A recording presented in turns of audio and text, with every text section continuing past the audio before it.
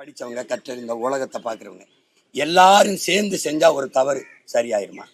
எப்படி ஒருத்தன் தனியா செஞ்சா ஒரு சரி தவறாயிருமா? என்னது கொடுமை? நீங்க குடிக்கிற 2 கோடி மக்கள் குடிகாரர்களா இருக்கிறாங்க, குடி நோயாளி. அப்படி சொல்லக்கூடாது. நீங்க மது பிரியர்களா இருக்கிறாங்க, அவங்க வாக்கு வராதுன்னு தானே நீங்க முதல்ல 2016 மதுக்கடையை மூடுவேன்னு அவங்க சொன்னாங்க. ஐயா ஸ்டாலின், ஐயா கருணாநிதி எல்லாம். அந்த அப்பா அவங்க தோத்துட்டாங்க. அதுக்கு என்ன காரணம்? இந்த மது, நீங்க சொல்ற மது பிரியர்கள் ஓட்டு போடலை, வாக்கு செலுத்தலை அப்படின்னு அந்த கோரிக்கை விட்டாங்க.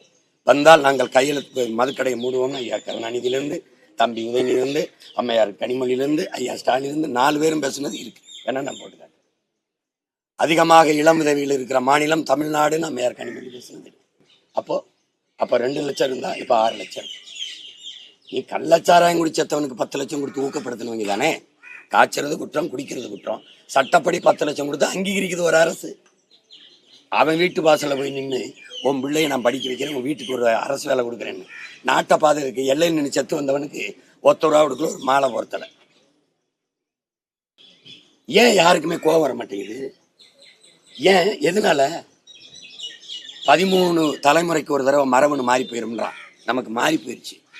ஒவ்வொரு 13 தலைமுறைக்கு ஒரு தடவை புதுப்பிக்கணும். அதுக்கு இருக்கிற ஒரே மருந்து வரலாறு தான். வரலாறு ஒன்று தான் அவன் மரபணுவை புதுப்பிக்கும். நான் யாருங்கிறத மறந்து போனதுனால நான் யாரு, என் மரபணு என்ன? சரணடைஞ்சிருந்தா இந்த உயிரோடு இருந்த ஆண்டுக்கலாம் என் பாட்டை மருது வாண்டி ஓடா. சரணடைஞ்சு வாழ்றதுக்கு சண்டைட்டு சத்திரண்டான்னு தூக்குல தூங்கினான்.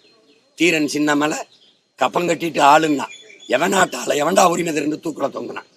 என் பாட்டன் சேதுபதி 10 ரூபா ஒப்புக்கு ஒரு சல்லி காசு கப்பம் கட்டிட்டு நாட்டால் உன்னை விடுதலை செய்யறேன்னா செயல இருந்து செத்தாலஞ்சாவனையே 1 பைசா கட்ட மாட்டேன்னு, ஒரு செல்லா காசு கூட கட்ட மாட்டேன்னு செத்தான்.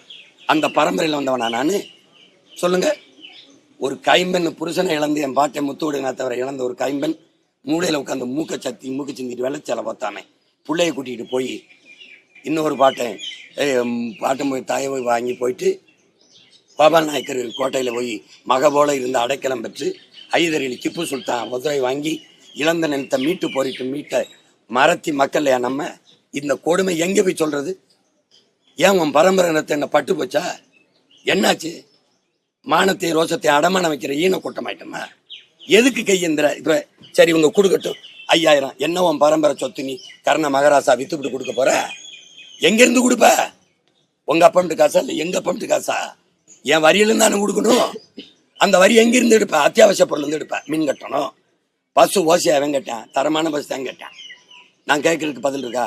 ஓட்டுநருக்கு, நடத்துனருக்கு சம்பளம் எங்கிருந்து கொடுப்பேன்? யார் காசுல கொடுப்பேன்? பஸ் பழுதாயிருச்சு, எந்த காசுல சீரமைப்பேன்? எரிபொருள் யார் காசுல இருப்பேன்? மறுபடியும் எங்க காசுலாம்? அது எங்கிருந்து எடுப்ப? ஒவ்வொரு பட்ஜெட்லயும் பற்றாக்குறை பட்ஜெட்டு. அப்புறம் அதுக்கு நீ சாலை இப்படி அறிவிச்சுக்கிட்டு இருக்க? எப்படி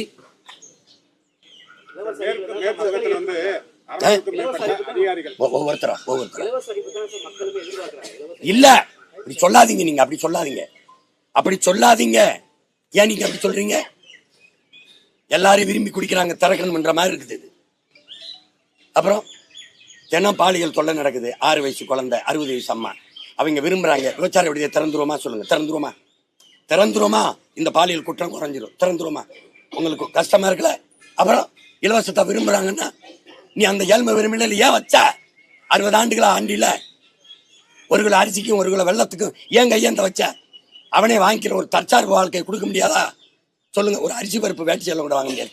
தன் காலில் நிற்கிற ஒரு தற்சார்பு வாழ்க்கையை என் மக்களுக்கு கொடுக்க முடியாதா? அந்த ஏழ்மை வறுமையில ஏன் வச்ச? 60 ஆண்டுகளா ஆண்டு வச்சிருக்க நீ. என்னது நல்லாட்சி?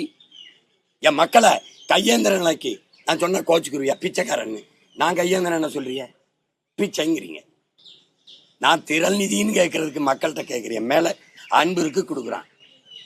நீ திருட்டு நிதி வச்சுக்கிட்டு கட்சி நடத்துற. நான் திரள் நிதியில மக்கள் காசுல இருந்து மக்கள் இயக்கம் நான் மக்கள்கிட்ட இருந்து வாங்கி நடத்துறேன்.